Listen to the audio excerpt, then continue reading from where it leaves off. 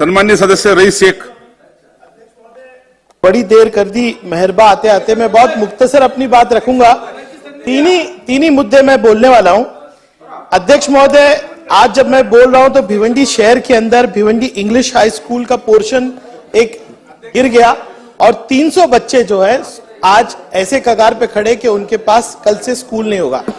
अध्यक्ष महोदय, आपके माध्यम से मैं सरकार को कहना चाहूंगा कि सन्मान्य पंतप्रधान जी, प्राइम मिनिस्टर मोदी साहब पसमानदा मुसलमान की बात कर रहे हैं। सन्मान्य मुंडीवार जी, पसमानदा मुसलमान का मतलब होता है कि वो जो पिछड़ा रह गया। मैं एक शेर के माध्यम से आज भिवंडी के हालात बताना चाहूंगा। सबसे दिलचस्प यही गम है मेरी बस्ती का।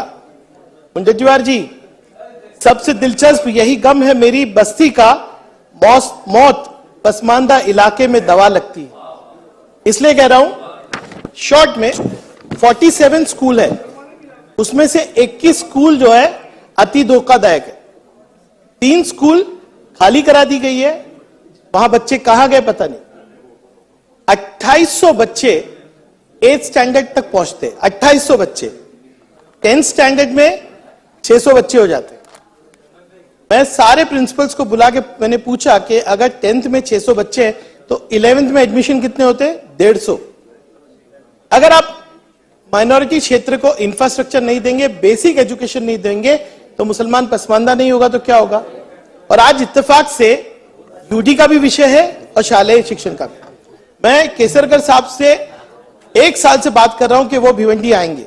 वो कह रहे, रईस, अगर लोकल बॉडी अपनी जिम्मेदारी प्राइमरी एजुकेशन की पूरी नहीं करता तो मैं कुछ बंधन कारक नहीं कर सकता, क्योंकि ये यूडी के अंदर में आता है। भिवंडी शहर के अंदर 8 कोटी का टैक्स कलेक्ट होता है शिक्षा के नाम पे, लेकिन भिवंडी शहर में लोकल बॉडी का अपना एजुकेशन का कोई बजट ही नहीं है।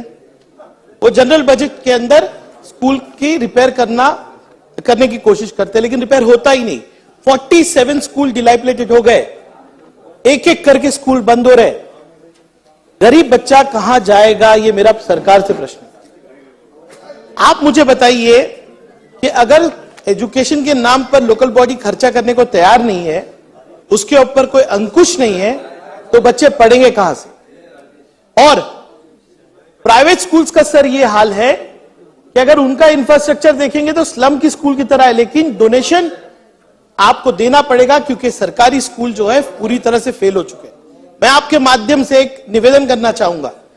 मैंने सम्मानीय उप मुख्यमंत्री देवेंद्र फडणवीस जी से मुलाकात की जिस दिन वो डीसीएम बने, और मुझे बहुत कहते हुए खुशी होती कि उन्होंने बोला, रईस तेरी बात बहुत सही है, सबसे पहले हम फंड देंगे तो स्कूल के रिपेयर के लिए देंगे। लेकिन 1 साल हो गया है, उसका मैं पाठ पुरावा कर रहा हूं। फाइल सीएम साहब के पास है।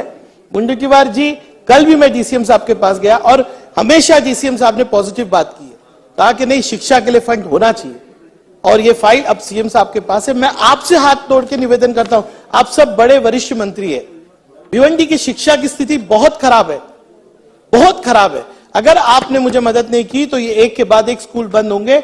और अगर आप कहते हैं कि मुसलमान पसमानदा है, हालात खराब है, ये नहीं बदलेगी अगर शिक्षा में इन्वेस्टमेंट नहीं होगा।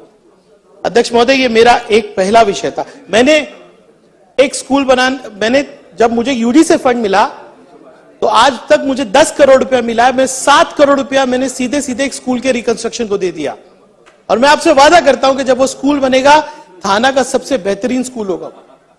शिक्षा के लिए मदद कीजिए, भिवंडी शहर के बच्चों को मदद कीजिए, सबसे गौर गरीब लोग हैं। अध्यक्ष महोदय, ये एक विषय था। 2 और विषय है अध्यक्ष महोदय, सिर्फ शॉर्ट में कहूंगा, यूडी के है। 2020 में मैं 19 में आमदार बना, 20 में हमने एक विषय लिया था, स्वर्गीय मीनाताई ठाकरे ऑडिटोरियम, जो एक ही ऑडिटोरियम है भिवंडी शहर के अंदर। जैसे ही मैंने सन्मान्य मीनाताई जी का नाम लिया, आदित्य जी खड़े हुए और उन्होंने फौरन कहा कि मैं यूडी मिनिस्टर के माध्यम से 10 करोड़ रुपया दे रहा हूं। आज तक उसका काम भी नहीं शुरू हुआ। अध्यक्ष महोदय, अब तो कम से कम जिस विचारों की सरकार आई है, उस सरकार ने ध्यान देके इस ऑडिटोरियम के लिए फंड देना। और एक और मुद्दा है, सन्मान्य बंसोड़ जी यहीं पे ही है कहीं, मंत्री महोदय वहां बैठे, बहुत उम्मीद है आपसे। एक हमारे पास श्री परशुराम तावड़े ऑडिटोरियम या स्टेडियम है, मैं चाहूंगा कि सरकार के माध्यम से वो स्टेडियम को जिंदा किया जाए। मैंने एमसीए से बात की हुई है, एमसीए वहां आने को तैयार है। आपकी मदद लगेगी मंत्री महोदय, आपकी मदद लगेगी और ये स्टेडियम हम डेवलप करना चाहते हैं। मेरे तीन ही मुद्दे अध्यक्ष महोदय थे, आपने बोलने का मौका दिया, धन्यवाद।